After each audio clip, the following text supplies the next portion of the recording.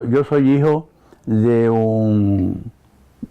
dos trabajadores, pero no trabajadores en el sentido de proletario, lo que se llamaba entonces proletario. Mi madre era comadrona y mi padre era contable de una empresa. Al estallar el movimiento, nosotros vivíamos, recuerdo yo tenía 10 años cuando estalló la guerra civil, pero yo recuerdo una familia estable, amable, económicamente bien, pero no rico, sino que vivíamos con una holgura modesta, pero bien. Pero al estallar el movimiento se torcieron todas las circunstancias de mi casa. Mi madre era una señora que no tenía demasiada buena salud y a los pocos meses de estallar el movimiento asesinaron a mi tío, el hermano, lo asesinaron en el Cubo de la Galga, que fue el primero de los que mataron en el Cubo de la Galga. Se llamaba Ismael Hernández Díaz. A continuación, un hermano del marido de un cuñado de mi madre, un hermano del cuñado de mi madre, de un tío político mío, lo mataron entre los 13 de Fuencaliente, que usted lo habrá oído nombrar. Mi profesor, que era mi maestro, que era José Miguel Pérez y Pérez, no sé si lo ha oído nombrar, lo fusilaron en Santa Cruz. Eran muy queridos en casa. Esto todo produjo una situación de conmoción que arruinó el ambiente feliz que había en mi casa. Con posterioridad, a continuación, mi padre, que era contable de una ferretería, se queda sin trabajo, porque el dueño de la ferretería quería llevar él la contabilidad para ahorrar el gasto.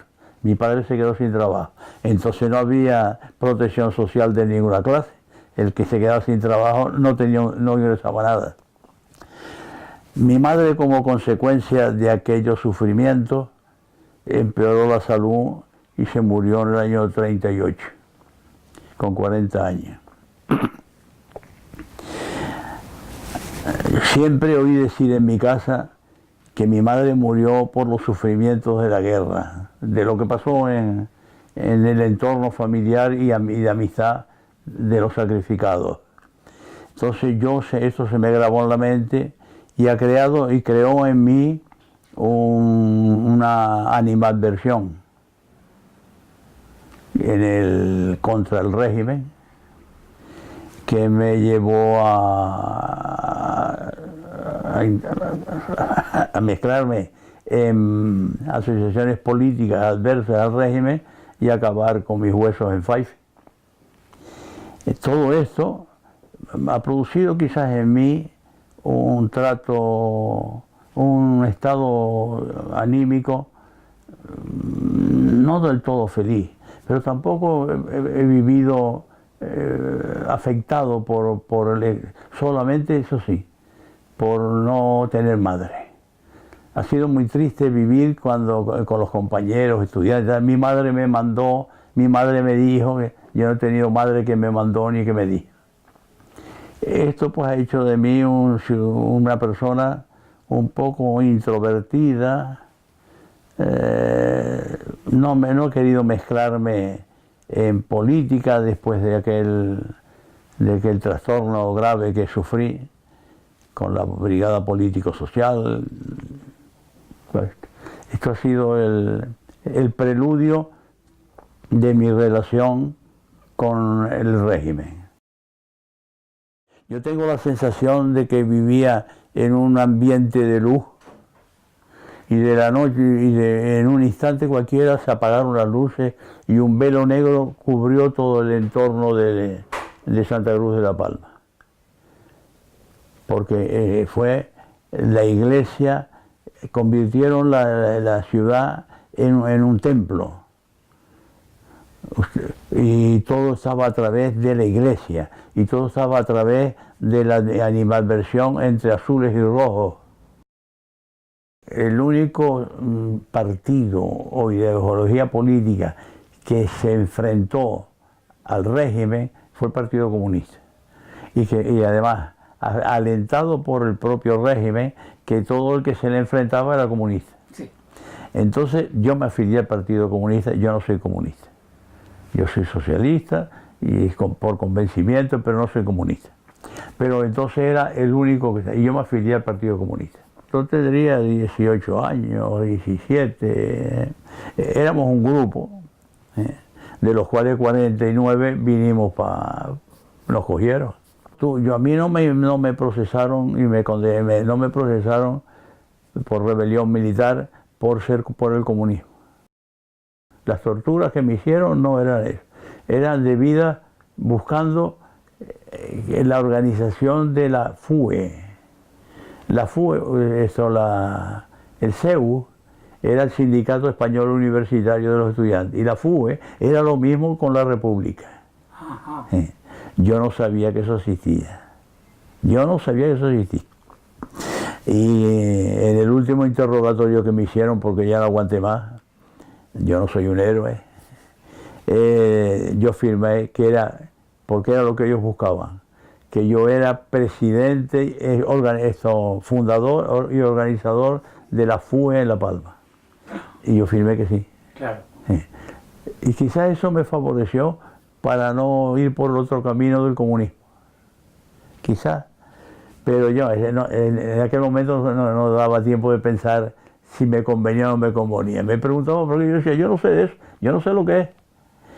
Porque todo el propósito de ellos, de los 3 esbirros de la Brigada Político-Social que me asistieron, era que yo implicara a un catedrático de la Universidad de Laguna que se llamaba Palmero, que se llamaba Juan Regulo Pérez. No sé si lo he oído nombrar.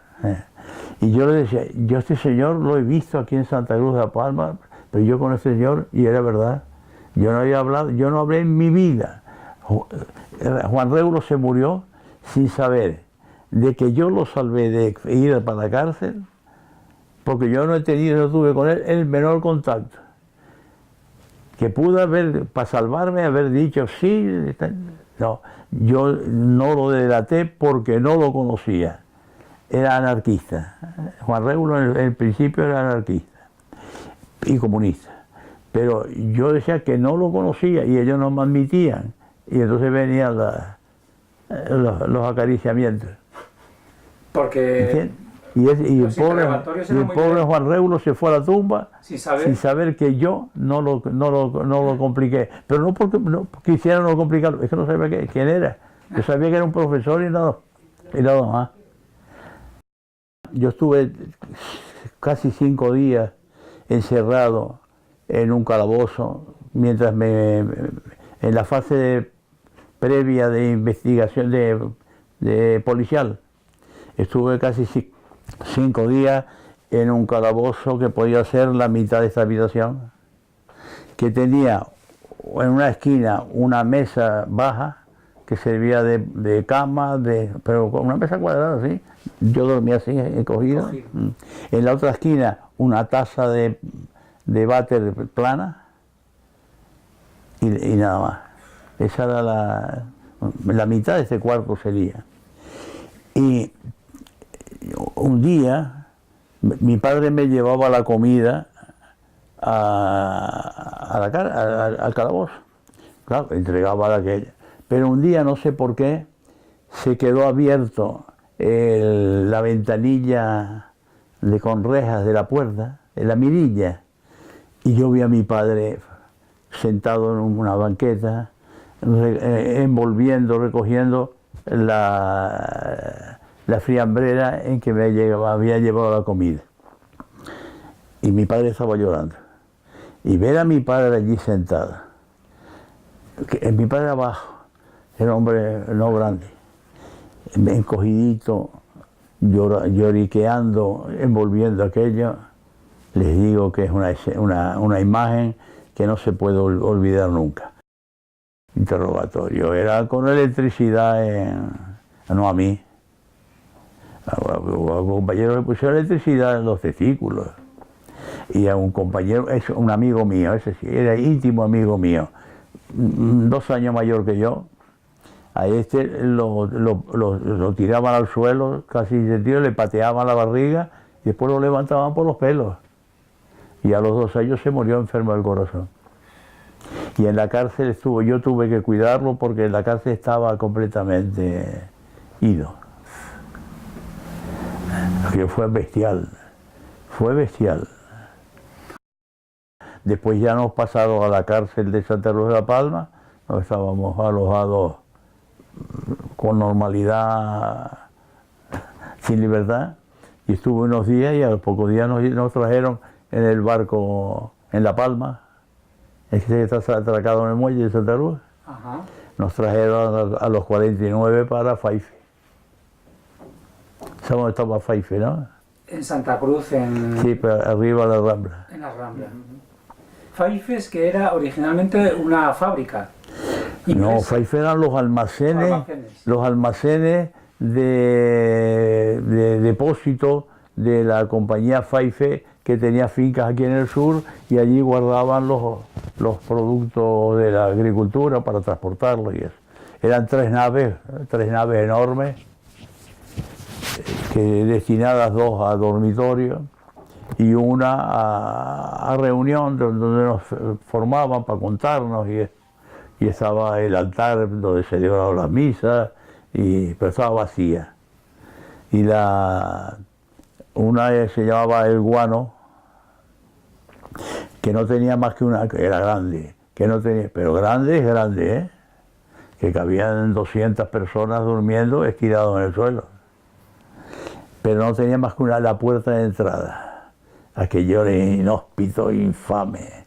La mía, de donde yo dormía, que llamaba La Flotante, porque era donde habían traído a los que no tiraron al fondo del mar, los presos usted sabe que estuvieron presos en barcos, y cuando de allí los sacaban y los fondeaban por ahí por Anaga, con una piedra al cuello. Fue un sistema que tuvieron aquí. Y entonces a los que quedaron sin tirar al agua los trajeron de allí y los pusieron en esa otra nave, y por eso se llamaba La Flotante, que era abierta, tenía una pared que no tenía pared más que de medio para abajo. La parte de arriba estaba abierta y estaba ventilada, porque dormíamos lo menos, yo creo que 250 personas. El que tenía un camastro, bien, el que no en el suelo con una manta, y le daba una manta y se tapaba, se enrollaba en el suelo. Y estaban los 49 que vinieron de Santa Cruz, estaban juntos ahí en La Flotante. Sí, también. Estaban Todos juntos, sí. En La Flotante. Y ahí coincidieron con otras personas de otro... Con los presos políticos, con los presos comunes. De otras procedencias, de La Gomera tal vez, de aquí de Tenerife. De toda la provincia. Incluso había algunos de Gran Canaria. Pero no de nuestros, sino presos que por algo estaban de Gran Canaria.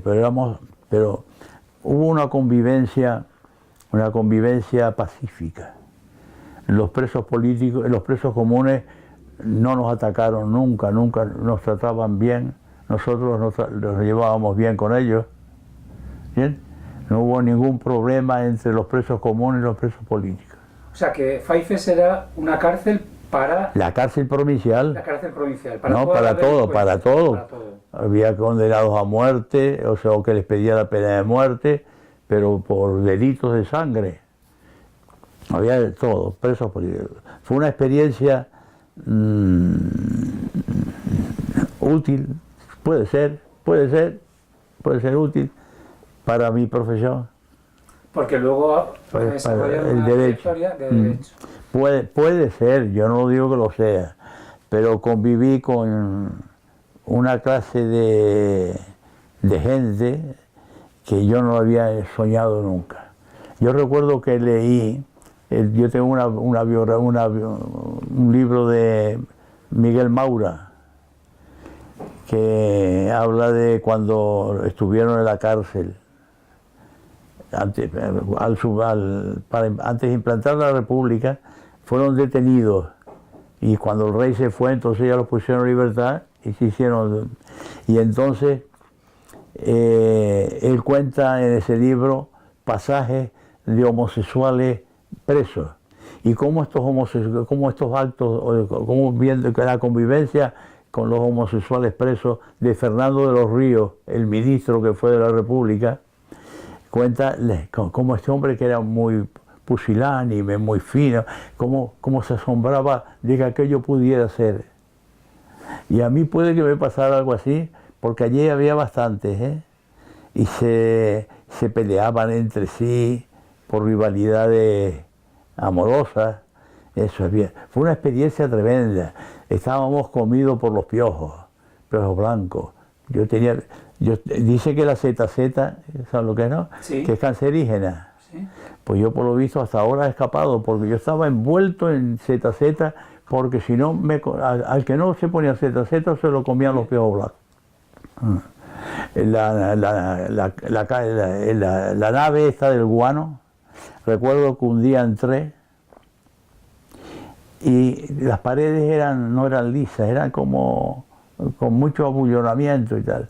Y usted veía de lejos, veía una serie de manchas en las paredes, unas manchas negras, oscuras. Y cuando me acerqué, eran nidos de chinches. Cuando aquello bajaba, me imagino que será como si ¿cómo se llaman estos que están en Río Janeiro, las chabolas estas, bajaran a la ciudad, como unos cuando llegaron a la ciudad y arrasaban. De noche sería aquello espantoso. A nosotros, la nuestra no, eran los piojos blancos, todo el mundo. Yo me acuerdo estar sentado cogiendo sol y ver a uno hacer así, se hacía así, tirando los piojos. Y estar en fila y ver los piojos volando, caminando aquí en la camisa. Que fue imponente. Además, una persona como yo, un chico de 21 años, que no era... Un chico de 21 años hoy está más formado. Ya. Yo no, yo viví agazapado en mi casa y eso no fui nunca un exaltado. No. ¿Cuántos días pasó usted? 90. 90 días. ¿Y los 49? 90 siglos. Yo recuerdo... ¿Me iba a preguntar? No. No, yo no sé si me desvío. En absoluto. Bueno, yo recuerdo que gané un juicio. Yo defendí a un chico de turno, a un ladronzuelo de turno, que le pedían 7 años de cárcel porque había robado una miseria. Pero tenía una reincidencia y el fiscal le pidió. Y recuerdo que cuando a mí me tocó informar en defensa del muchacho, yo le dije al tribunal que me gustaría, si me lo permitieran, poderle preguntar al señor fiscal si sabe lo que duran 24 horas de privación de libertad. Porque si lo supiera, no pediría 7 años para mi defendido por lo que poco que ha hecho, aunque no esté bien. Y le pusieron 6 meses. Buen trabajo. Fue un triunfo y fue por esto, Buen trabajo. Fue por esto. Yo recuerdo estar paseando en el patio de recreo de la prisión, que era un cantero, una huerta, que daba para lo que hoy es Tomecano, para el campo de fútbol del Tenerife. Sí. Sí, cercada, allí salíamos. Yo no tuve nunca reloj. Y pues caminábamos cogiendo sol, y yo al que tenía el reloj le preguntaba, ¿qué hora es? Por 9:10. Yo calculaba que era ya las 10. ¿Qué hora es? Las 9:20. 10 minutos, parecía que habían pasado 2 horas. Hay que estar en esas circunstancias para valorar el concepto y el factor tiempo. Tuvimos temor a la pena de muerte en la cárcel, porque todavía se ponía la pena de muerte. Y un día se corrió entre nosotros la idea de venida de la calle de que nos iban a condenar a muerte. Pero fui yo el que descubrí que un día hablando nosotros entre nosotros, dijimos, nos irán a condenar a muerte. Y esto salió de dentro de la cárcel, salió a la familia, que le dijo, mira, estamos pensando si nos irán a aceptar, y ya entró como noticia de que nos iban a condenar a muerte. Y cuando empezamos a afligirnos y tal, coño, esto salió, y yo fui yo. ¿Ustedes no se acuerdan que hablamos de esto? Y yo investigué, ¿quién te lo dijo a ti y tal? Y era una noticia, un supuesto salido de la cárcel y había entrado ya como noticias. Así se forman los... Yo fui de los primeros que liberaron, después lo fueron liberando al mes siguiente, a los 4 meses, a 5, y algunos los condenaron. Si a mí me sobreseyeron la causa al 4.º mes, yo estuve 1 mes preso en casa, el arresto domiciliario, pero a mí no me condenaron, no me juzgaron, no llegaron a juzgar. Algunos los juzgaron y los condenaron, pero 1 año de prisión, 1 año y medio, poquito. Ya veo. No fue esos atropellos de la península de 11 años, 12 años, no. Ya veo, ya veo. Todos salimos, desde el punto de vista jurídico penal, salimos airosos. Ya veo. Pero lo bailado... Desde luego. Y luego mantuvo relación con aquellos que pasaron esas penurias. Bueno, no, algunos sí, porque eran amigos míos, ¿entiendes? Y otros, pues, vecinos, los conozco. Y otros eran, por ejemplo, de Tazacorte, de Los Llanos, y eso que no los conocía, y no los volví a ver nunca.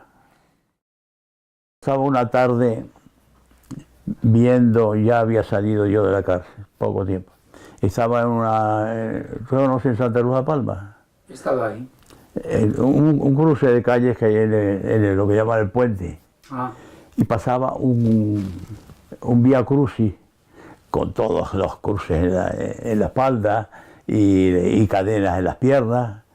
Y yo me paré en una esquina que había otros señores que yo no conocía, me paré como ellos viéndolos pasar. Cuando de pronto sale una maestra, vecina de que es mi mujer, que me conocía, se echa fuera de la comitiva y se dirige a mí con las manos así como garfio en la cara. ¡Lárgate de aquí, rojo! ¡Lárgate de aquí! ¿Qué edad tenía usted? Pues en ese entonces 21, 22. Recientemente había salido de la cárcel. Comprenderá que yo no salía a 120 porque claro, podía pensarse que yo había dicho algo. Y yo he sido siempre un hombre respetuoso con las cosas, con las ideas y las actitudes y las opiniones de los demás. Pero esto me ha frenado, ¿me entiendes? Y entonces, pues yo me aparté. Yo fui concejal de Granadilla durante una legislatura. ¿Ah, sí? Pero aquello lo tomé a broma, ¿sí? Porque el alcalde era tan ingenuo, ¿sí? Sí, que yo lo trataba, porque él tenía amistad, pero le reprochaba con cariño las cosas disparatadas que hacía y tal, y lo pasé divertido. Eso sí, porque no tuvo que ver con la política, sino con la administración. De resto yo la política la sigo continuamente. Yo digo que soy un homo politicus, pero inactivo. Lo ve desde una... Sí, yo la política para mí, porque en casa, que ese fue el problema de mi casa, de la amargura de mi casa. Mi padre votaba, no era político activo, pero sus ideas eran de Azaña, de Manuel Azaña. Y mi madre pues sufría pensando que podía también caer él, pero no, con mi padre no se metieron.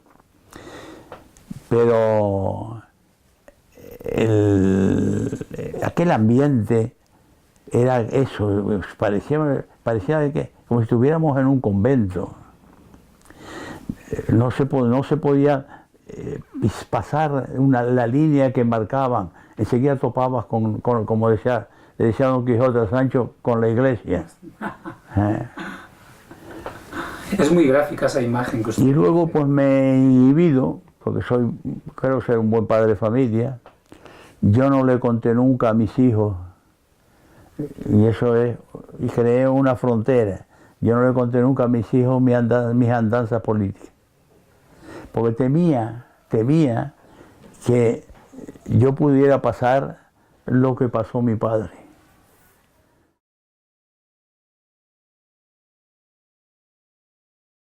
Fueron 40 años de gobierno dictatorial. No fueron 40 años de tormentos, porque ya la gente se adaptó. Porque hay que tener en cuenta de que España, después de pasado los años 50, España casi nadie, salvo chicos, estos jóvenes que yo le digo que eran condenados, todos los demás nos hicimos Sancho Pancistas. Laissez-faire, laissez-passer, le combat del bien, y seguíamos eso. Entonces la gente ya no se rebeló, porque se dio cuenta de que no servía para nada. La gente se siguió, salvo excepciones, se dedicó a contemplar la vida, a disfrutar de la vida material, de la vida personal, pero a no mezclarse en política. Como decía Franco a un visitante que se quejaba, se le dijo, haga usted lo que yo, no se dedica a la política. Y entonces la gente hizo lo que decía Franco, no dedicamos a la política y que nos lleve, y nos llevamos, vivimos por inercia. Y al llegar al cambio, en lugar de haberse cumplido la Constitución, que ha dicho, que dice en su disposición transitoria, su disposición final derogatoria, que en todo queda derogado todo lo que se oponga a la Constitución, hemos seguido con el sistema capitalista heredero del franquismo, heredero del pasado, gobernar a Felipe González, no el pobre Adolfo Suárez porque no tuvo tiempo de hacer nada, pero Felipe González para mí ha sido el peor de todos los gobiernos porque pudo hacer mucho y no lo hizo. Después vino Aznar, luego Zapatero, ahora este individuo que es el peor presidente de gobierno que ha tenido España en toda la historia. En toda la historia después de la democracia. Sí, pero me refiero al siglo XIX. También. Esto es el peor jefe de gobierno que hemos tenido. ¿Por qué? Porque es un inepto. Parece mentira que sea un registrador con categoría y que sea tan inepto como es. Porque decirle a los viejos que están en la calle protestando, decirle que ahorren, o es un sarcástico, o es un desvergonzado sarcástico, o es un incompetente. Yo nunca, después de que salí de ahí, lo que sí he sido atropellado fuera, pero no amenazado, ha sido realizaciones auténticas contra mí. Sí, yo por ejemplo, yo fui un buen estudiante, no, permítame, y por las notas que yo tenía y la pobreza de mi padre, pues pedí, hice el bachillerato trabajando yo. Fui portero durante todos los 7 años de bachillerato del Circo de Marte de La Palma, del cine. Los 7 años lo hice, trabajaba de noche, a tarde y noche. En el cine. De portero. Y allí muchas veces estudiaba las asignaturas, con libros que me prestaban los compañeros, porque por la tarde nos reuníamos 3 o 4 compañeros, más jóvenes que yo, más chicos que yo, y ellos se aprovechaban de que yo era mayor y les explicaba, y yo me aprovechaba de que ellos tenían los libros. Pues yo no compré ni un libro, solo compré yo en el bachillerato ni en la carrera. Yo he estudiado sin libros, siempre con libros de un compañero. Pues no tenía dinero. Y él estudiaba de esa manera y No sé por qué dije esto. Me comentaba que luego percibió que era como que había una inquilina, Sí. que le perseguían. Sí. Y yo fui estando, yo solicité beca del Cabildo y beca de la universidad, porque con una sola beca no me daba para vivir en la universidad, en la Laguna. Porque la beca del Cabildo era de 250 pesetas y la de la universidad de 300. Con 550 yo podía vivir en la Laguna, pero con una de las dos no. Pedí la de la universidad y me la dieron sin disputa. Pero el Cabildo nos llamó una tarde el presidente, que era un señor, un noble de Santa Rosa de la Palma, pero hombre moderado.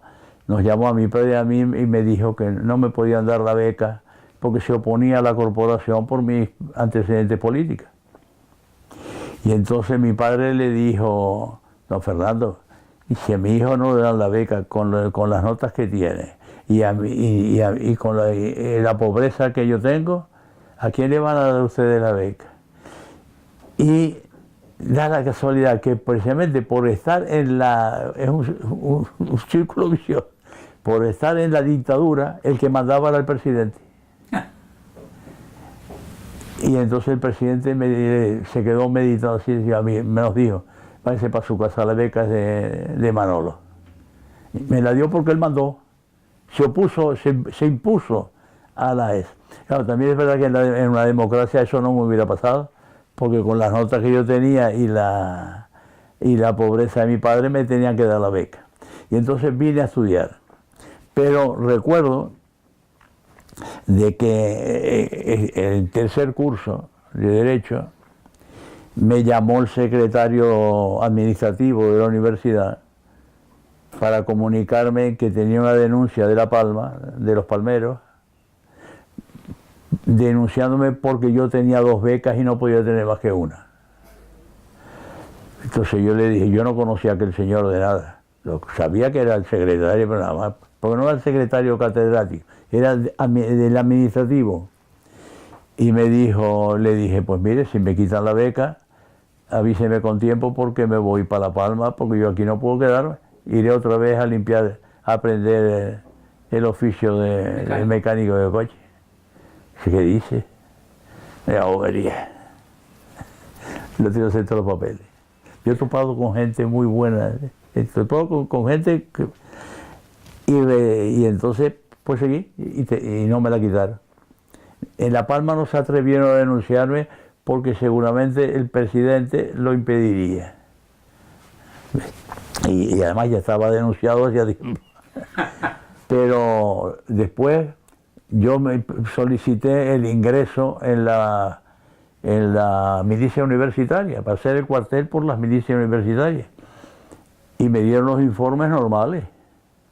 Y me ingresé y antes de llegar al campamento, el tercer curso también, me llaman del juzgado militar de La Laguna, que estaba al lado del Cristo, y el brigada, que hacía de secretario, no estaba el juez,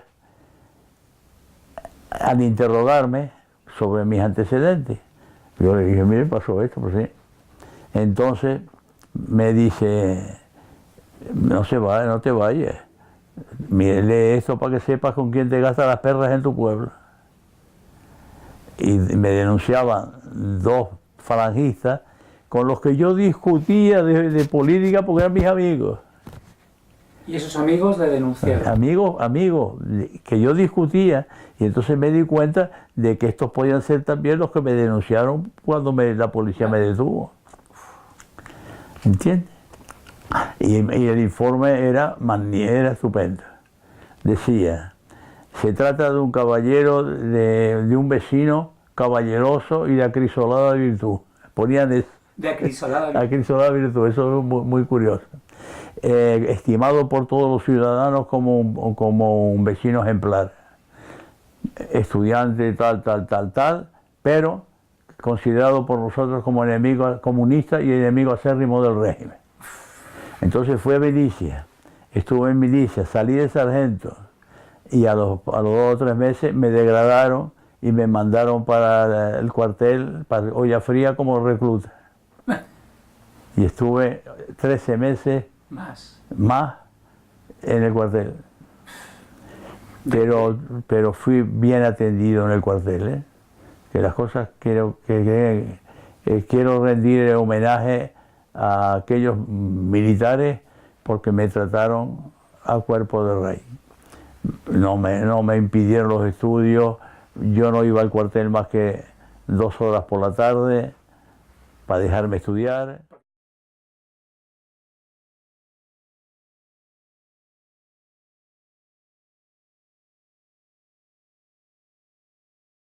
Usted no ve, por ejemplo, cómo tienen los centros estos de acogida de los viejos. Los centros de los viejos. Las residencias. No las residencias, los centros. Y las residencias. Son guetos. Sí, es verdad. Son guetos. La misma familia los coloca allí. Y se les entiende. Sí. Y porque somos una carga. Yo comprendo que somos una carga. Mi mujer es una carga. Que yo la soporto con el cariño debido. Es una carga. Pero es una carga querida. No lo maltrate, no lo eche, no lo desprecie. Y además que creo que somos un elemento social aprovechable. Totalmente de acuerdo. Sí. Yo leyendo una vez un comentario de un artículo de Ortega, ¿sí?, que hablaba de los estados sociales estancos.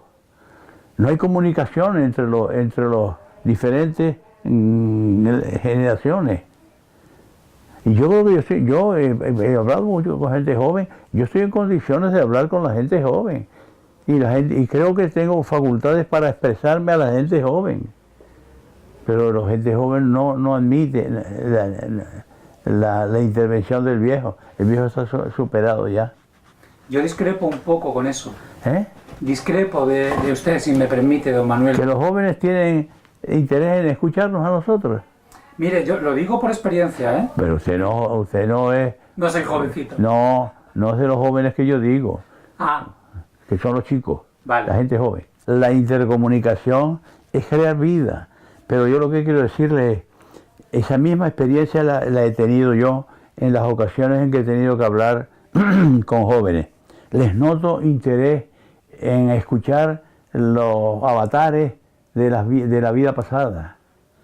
Pero es que no nos dan oportunidad de contactar. El problema está en que no nos dan oportunidad de contactar.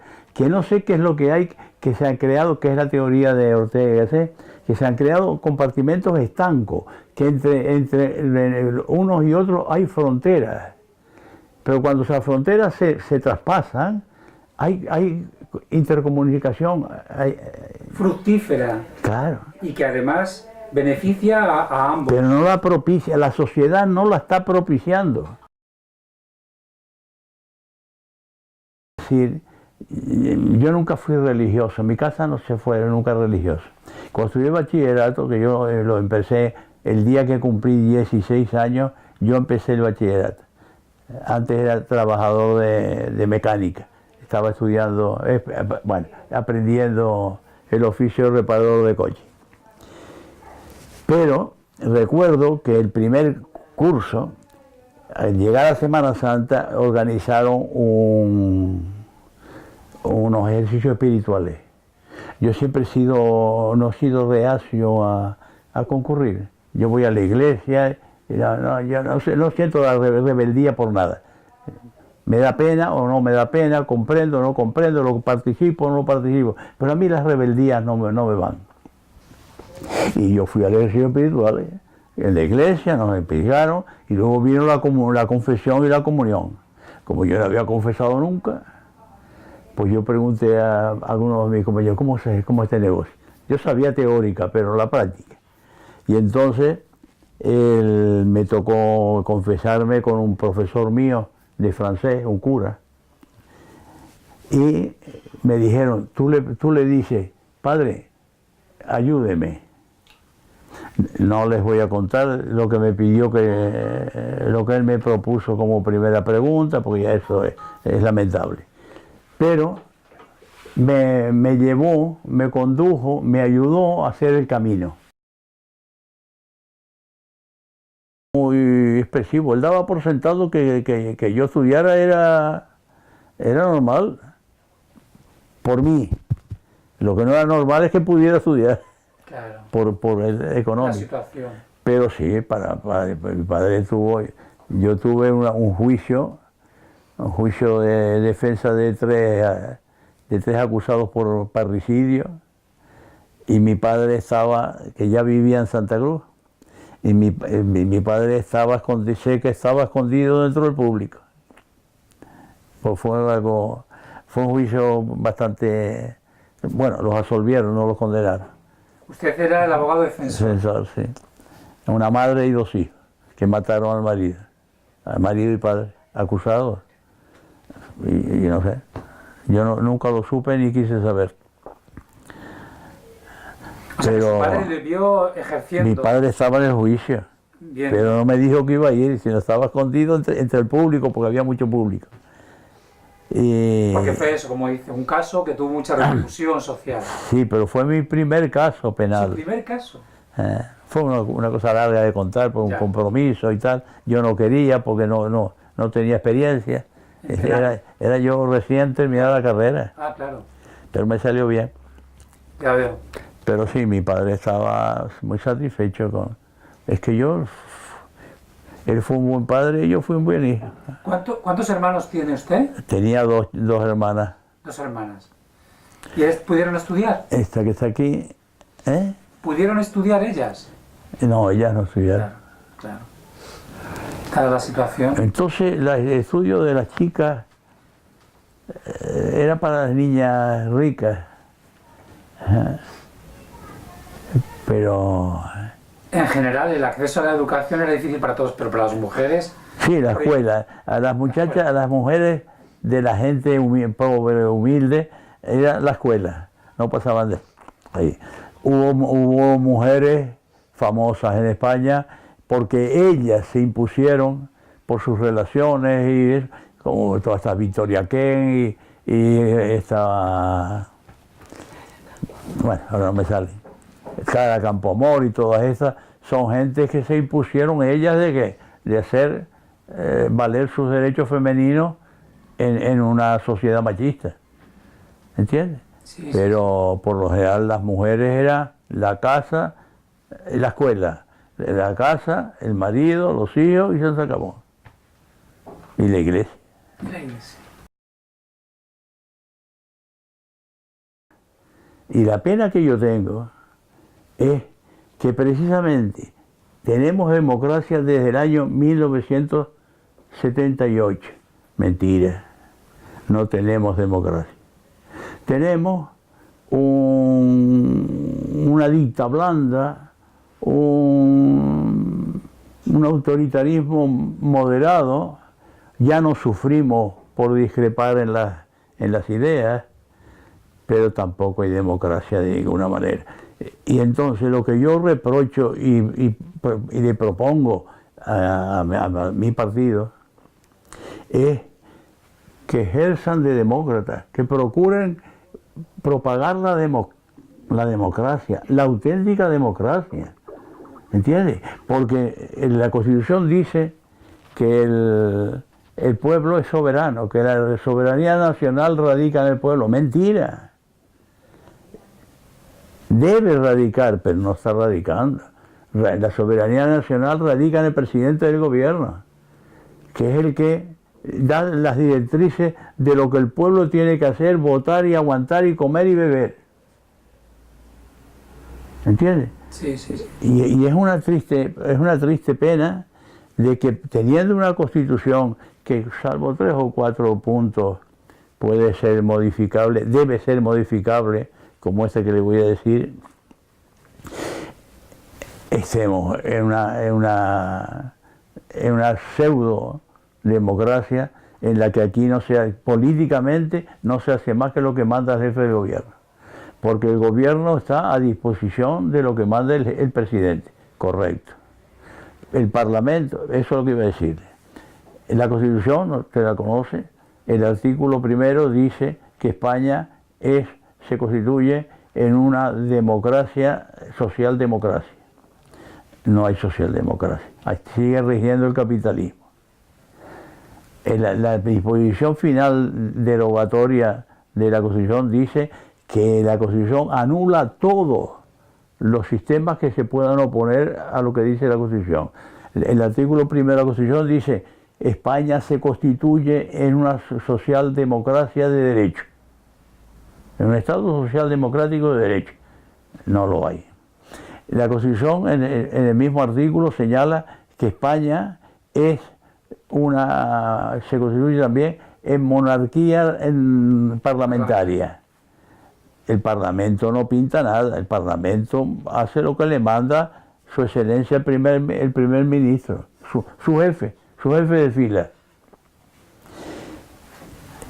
El Parlamento entonces el pueblo, que es el soberano, va a las elecciones y vota libremente. Pero el voto libre del pueblo no significa nada, porque el artículo, me parece que es el 57 o por ahí de la Constitución, dice que el diputado no está sometido a un mandato, un preceptivo mandato. Puede hacer lo que le dé la gana con el voto. Entonces, ¿para qué me llama? ¿Para qué me explica? Porque yo entiendo de que la campaña electoral es una oferta que hace el candidato para que, si estás de acuerdo, me vote. Y entonces tenemos lo que se llama en derecho un cuasicontrato, ¿no? Ese cuasicontrato obliga a mí a apoyar al elegido, pero el elegido a contar conmigo para tomar sus decisiones, como ocurre con cualquier apoderado, que no puede transgredir el mandato. Y sin embargo usted ve que hace lo que quiere. Entonces, ¿qué son las elecciones? Una pantomima. Porque yo voy a oír un mitin de un político y me está enseñando su programa, pero yo sé que el programa no significa nada para él. Y yo sé que el voto que yo le voy a dar no significa vincularlo. Significa simplemente que él puede hacer lo que quiere. Que yo le doy una cédula para que pueda hacer lo que quiera. Yo le nombro a usted apoderado mío, pero usted hace lo que quiere, no lo que disponga el mandante. Estos son los fracasos que hay en España. Y a mí me duele el ver cómo, por ejemplo, ahora los ancianos están en la calle solicitando que se les suba, que se le adapte el aumento anual según el coste de la vida, que tampoco sería gran cosa, pero bueno. Pero les dan 2 euros, euro y medio, tal, que eso no sirve para nada. Entonces, y Rajoy les dice que ahorren. Hombre, es cinismo. Yo no comprendo de que un cuerpo como es el anciano, el cuerpo vetusto, que no figure para nada, sino para votar, pero no para protegerlo. Y por ese camino España va mal. Nosotros llevamos, ahora pronto hará 40 años de democracia ficticia, ¿entiende? Y usted lo ve en todos los aspectos. Pues esto que ahora tenemos es lo mismo que tuvimos durante los 40 años, solo que el que discrepaba podía ir a la cárcel. Al principio podían fusilarlo o ejecutarlo, después ya solamente era la cárcel. Porque es una cosa que la gente no lo comprende, es la cantidad de gente joven, estudiantes, que condenados por 8, 10 y 4 y 14 años de presidio, simplemente por hacer una manifestación pública. No era un arresto ni una multilla, no era... Yo tuve un amigo aquí que era del régimen. Amigo, bueno, era un profesional que había aquí, y discutíamos, y un día estábamos en un bar al lado de mi casa, y me decía que esto que yo estaba diciendo no es verdad. Y yo dije: sube conmigo al despacho y te enseño la jurisprudencia de Aranzadi, y mira, tú la abres por cualquier año, y verás la cantidad de jóvenes que han sido condenados a 10, a 12, a 8 años por hablar de lo que yo te estoy diciendo. La transición estropeó la... Yo nunca hubiera yo propuesto de que se castigara, salvo a los que tenían las manos manchadas, ¿no? Que se castigara del régimen caído o extinguido, que se castigara a los partidarios, eso no. Lo que yo creo que no debió habérseles dejado que gobernaran el país como llevan gobernando 40 años. Ahora mismo me enteré ayer hoy de que se están trayendo restos de fallecidos en la División Azul y los está pagando el Ministerio del Ejército.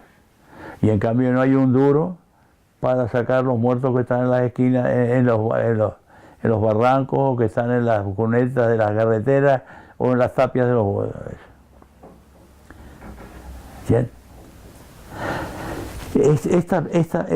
Este problema de impotencia, pero impotencia cuando pudimos ser potentes, ha sido peor desde el punto de vista angustioso que la propia dictadura.